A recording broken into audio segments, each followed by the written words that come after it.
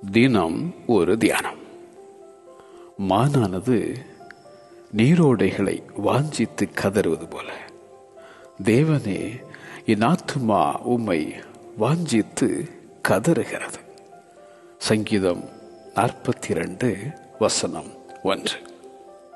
கர்த்தாவே, உமது ஆலயமாகிய வாசஸ்தலத்தையும் உமது மகிமை தங்கிய ஸ்தானத்தையும் வாஞ்சிக்கிறேன் என பாடும் தாவீது.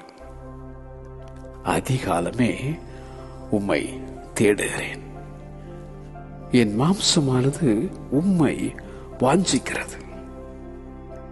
தன்னிடத்தில் வாஞ்சியாயிருக்கிறவனை விடுவிக்கும் அந்த வல்ல தேவன். கர்த்தருடைய கட்டளைகள் மேல் வாஞ்சியாயிருந்த தாவீது, உம்முடைய கற்பனைகளை நான் வாஞ்சிக்கிறபடியால் என் வாயை ஆவென்று திறந்து அவைகளுக்கு ஏங்குகிறேன். உமது நாமமும் உம்மை நினைக்கும் நினைவும் எங்கள் ஆத்தும வாஞ்சையாயிருக்கிறது.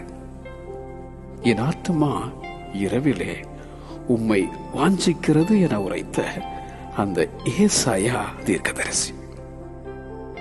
திருவசனமாகிய களங்கமில்லாத ஞான பாலின் மேல் வாஞ்சையாயிருங்கள் என எழுதும் அப்போஸ்தலனாகிய பேதுரு.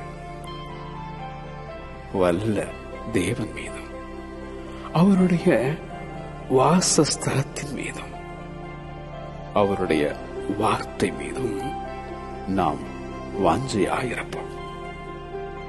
மானானது நீரோடைகளை வாஞ்சித்து கதறுவது போல, தேவனே என் ஆத்மா உம்மை வாஞ்சித்து கதறுகிறது.